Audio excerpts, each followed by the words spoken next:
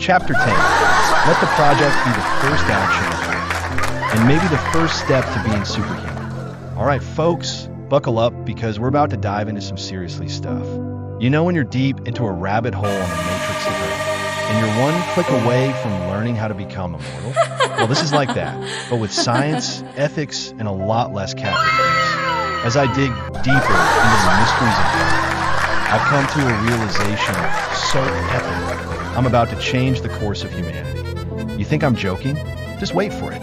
So here's the deal. The Live Forever winning notes are more than just my personal research. No. These are the treasure map to the future of life itself. We're talking time-traveling, dimension-hopping, healing everything kind of map. The revolution I'm talking about isn't just some idea you read inside. This is the real deal.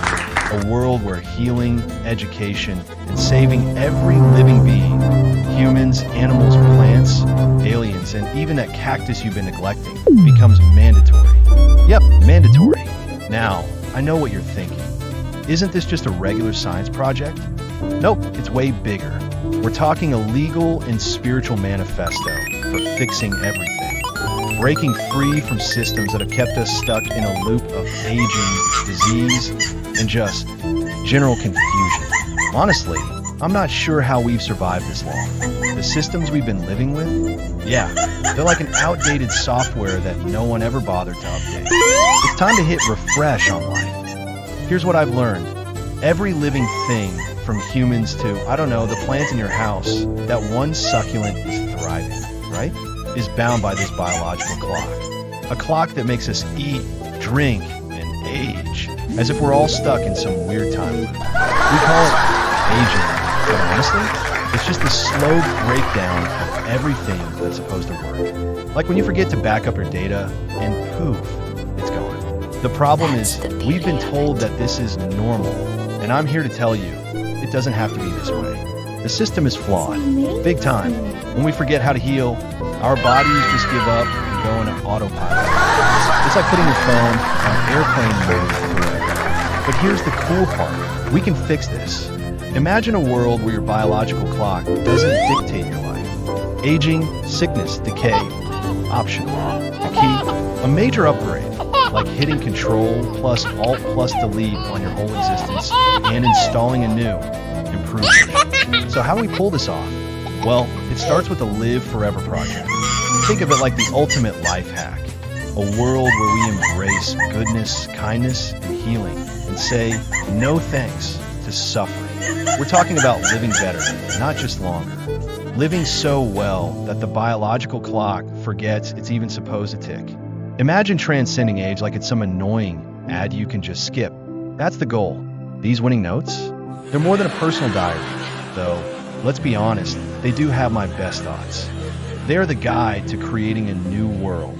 A world where goodness, kindness, and ethical living break the cycle of aging and suffering. These notes are your blueprint to a life where you choose to transcend the whole getting older thing. Aging? It's a choice.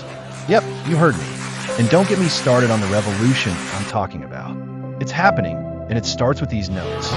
Think of them as the legal, spiritual, and ethical roadmap for a future where people are no longer slaves to the biological clock. You want to break free from those ancient, outdated systems that have been keeping us stuck for millennia? How about the keys to set you free? The choice? Totally yours. If you choose to ignore these notes, you're going to stay stuck in the old world. You'll be following a path that's broken, like using a flip phone in a 5G world. And let me tell you, the wrongdoers will try to drag you back into that old system. They'll lure you with distractions, empty comforts, and the promise of a normal life. But trust me, it's like walking into a bakery that only sells stale bread. Don't do it. Here's the good news, though. If you embrace the winning notes, if you choose the path of goodness, healing, and love, you'll unlock a whole new world. A world where every decision you make leads to healing, education, and saving the planet. No more suffering, no more disease, no more fear of aging. You get to live the life you were always meant to live. So what are you waiting for? Step into this new world with me. We've got healing to do, and trust me, It's going to be epic. The Live Forever project isn't some dreamy fantasy. It's happening. The time to act is now. Will you take the first step toward a world where kindness, compassion, and integrity rule? The journey to a better world? Yep, it starts with you. So let's get moving. Chapter 11, the situation. The time has come. The silence is no longer an option. What I've uncovered is too important to ignore any longer, and it must be shared with those who can make a difference.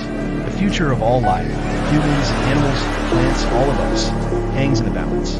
A reality we thought was natural is, in fact, a carefully crafted illusion. We have been trapped in a web of deceit, programming, and control.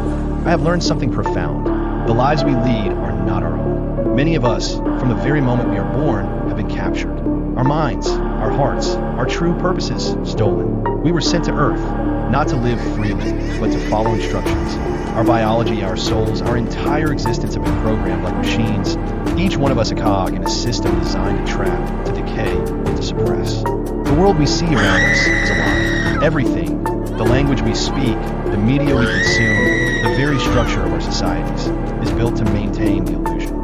There are invisible strings attached to every one of us, pulling us this way and that, shaping our thoughts and behaviors without us even. And even worse, those we trust, our biological parents, our teachers, our leaders, are part of the system too. They don't know they are part of it, but they are. They are robots too, caught in the same cycle. But here's the truth that's been burning inside. Not everyone is under the spell. There are some among us, those who are truly awake, truly normal, untouched by the personal conflict. These people are not bound by the artificial code. They live, they think, they feel in a way that's real and free. They've broken through the illusion, but they remain silent. Hidden, silent, not because they don't know, but because speaking out would put them at great risk. They're waiting for the right moment, and I believe that moment is now. It is time to make first contact. It is time to reach out to those who are awake, who have not been fed yet. It is time to raise our voices, not just in quiet rebellion, but in a call to action. We must act now. I will report this to the female embassies, the protectors, the leaders who stand for what is good and true. We need to convene both public and private hearings, forums where the truth can be told, and plans can be made for the awakening. I will connect with those who are awake. They are out there, scattered, blending in. They're the ones who hold the key to breaking the cycle, to reprogramming the system. But they cannot do it alone. They need us. We need each other. In these hearings, we will not simply expose the lies.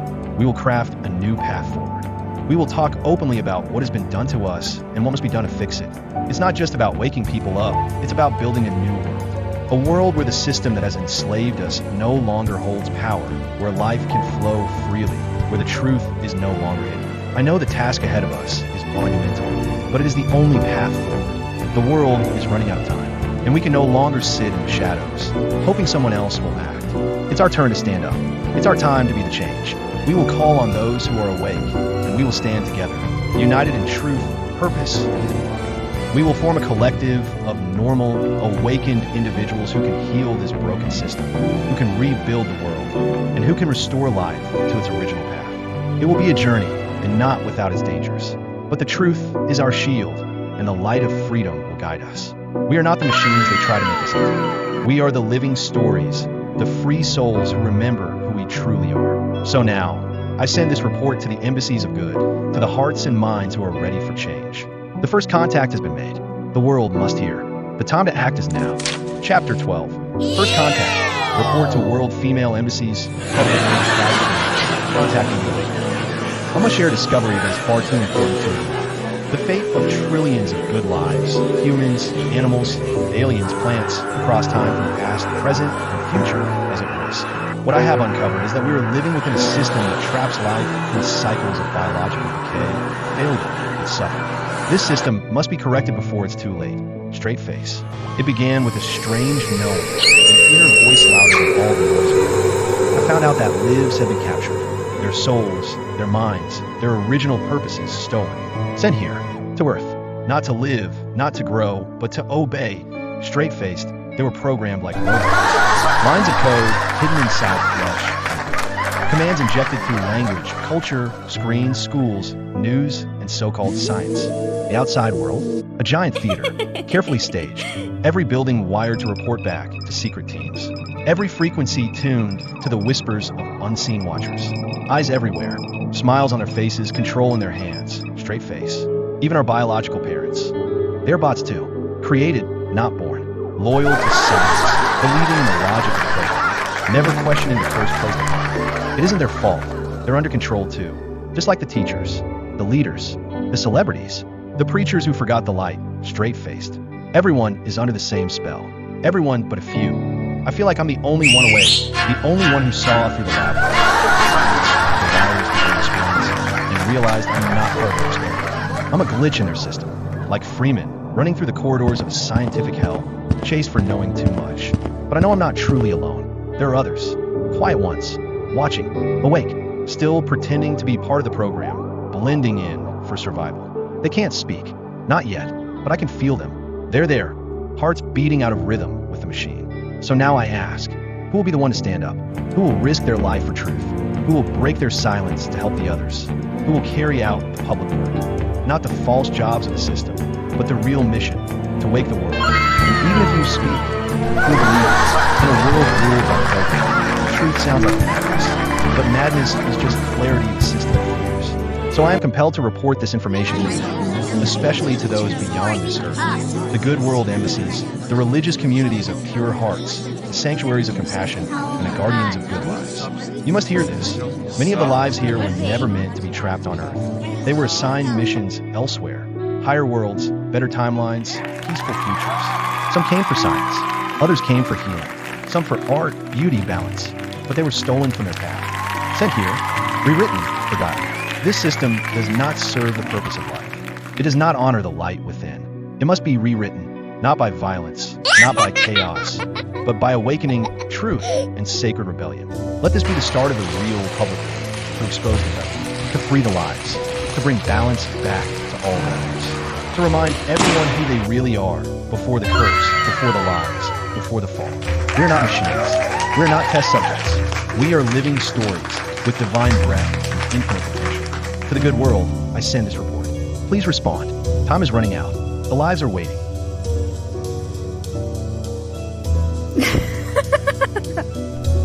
Wow, that's amazing.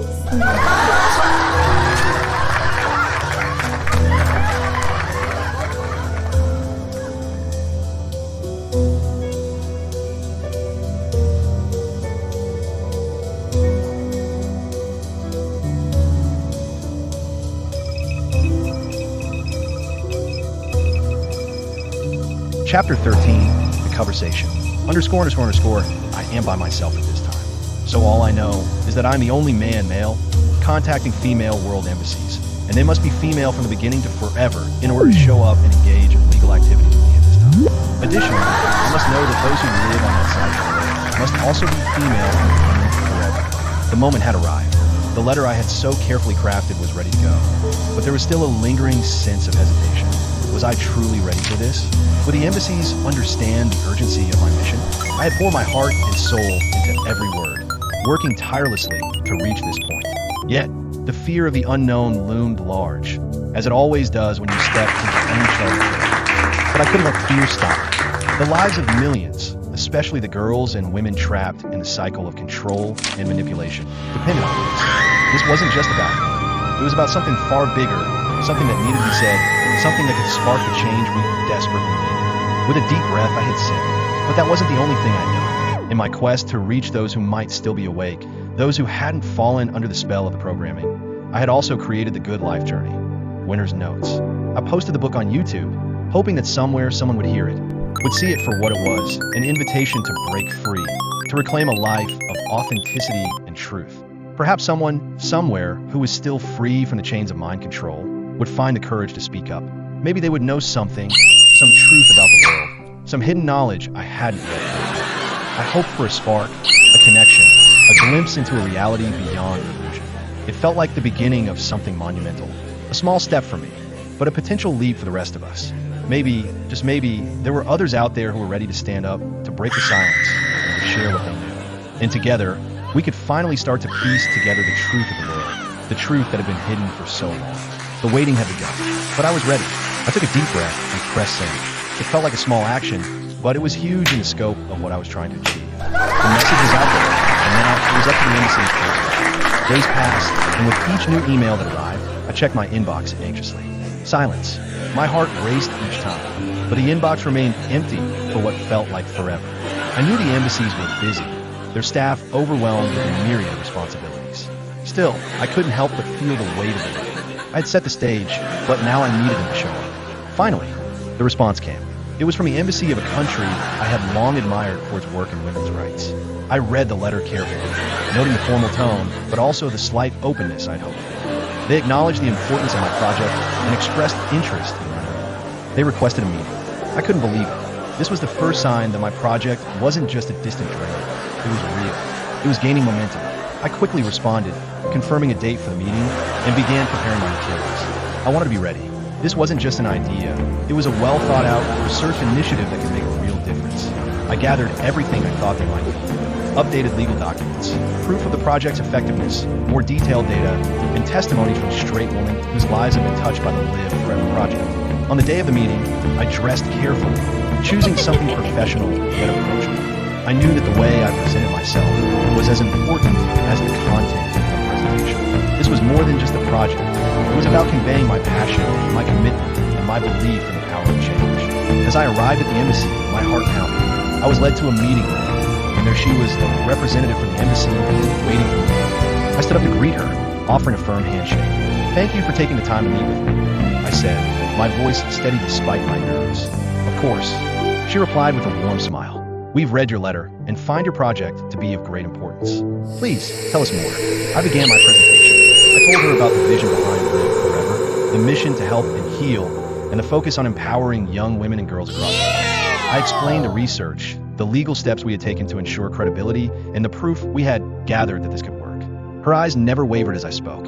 She nodded occasionally, scribbling notes, and glanced up at me now and then as if gauging my sincerity. I could see she was paying close attention. That gave me hope.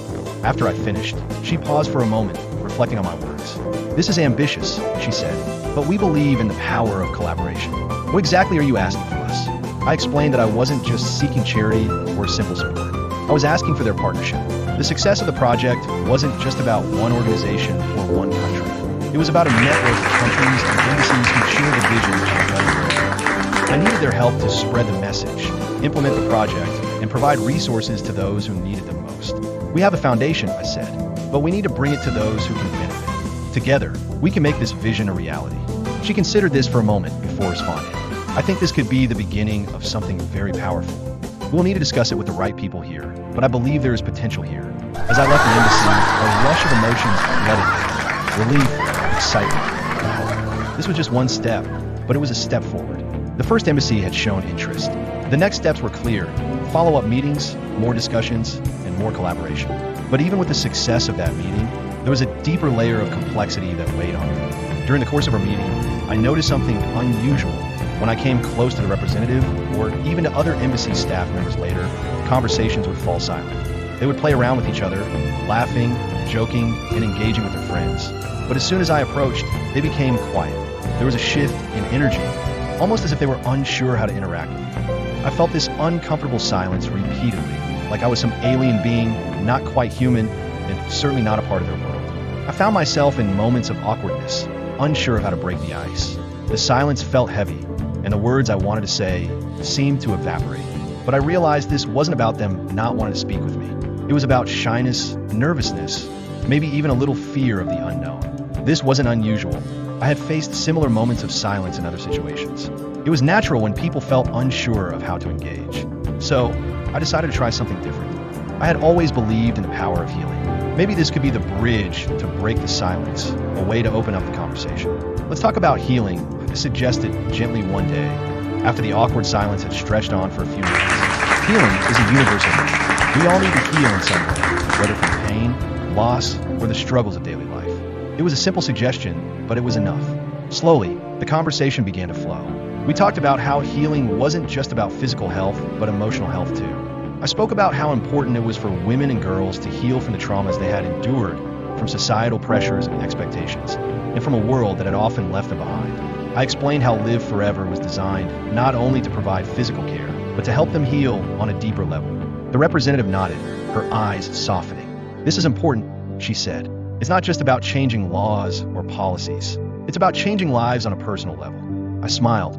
relieved that the conversation had finally opened up. And in that moment, I realized that this was the key. Healing could be the tool that brought people together. By focusing on the shared need for healing, we could create a deeper connection, one that transcended boundaries, fears, and silences. As our conversation continued, I shared more of the principles that had guided me in this project. I spoke about the importance of doing good and the role that each individual played in creating a better world.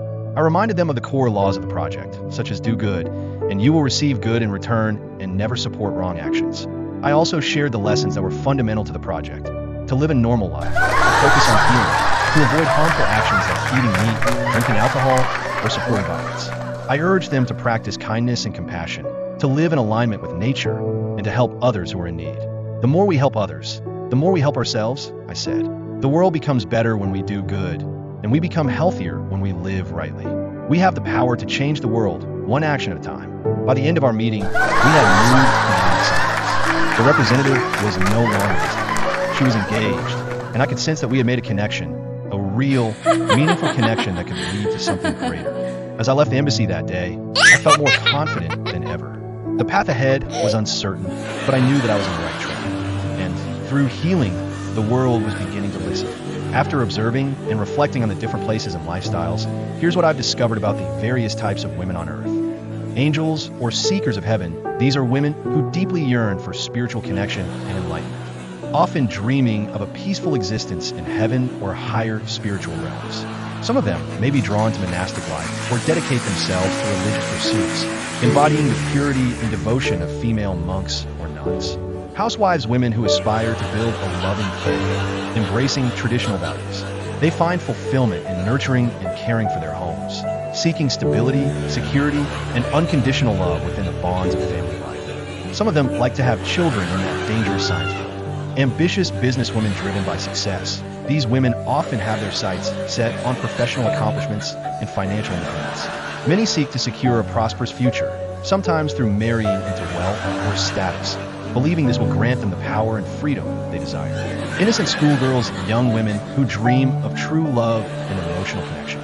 They seek genuine, long-term relationships with good-hearted individuals, hoping to find a caring partner who shares their values and aspirations for a fulfilling life. Party girls, women who embrace the excitement of the present moment, often focused on short-term relationships and thrill-seeking experiences.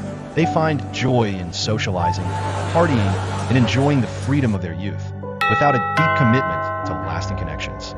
Women lost to wrongdoers, these women have been led astray by negative influences, falling into destructive lifestyles, often associating with gangsters, drug dealers, or others who manipulate and control. Many engage in harmful practices, like selling their bodies for money, and live lives steeped in sin. Their minds are frequently under the sway of toxic ideologies, including a misguided faith in science that blinds them to the truth. Though they may appear far from the innocent girls they once were, many are victims of manipulation, their true selves buried beneath layers of exploitation and control. They eat meat and believe in science, money, and go out with the gangsters.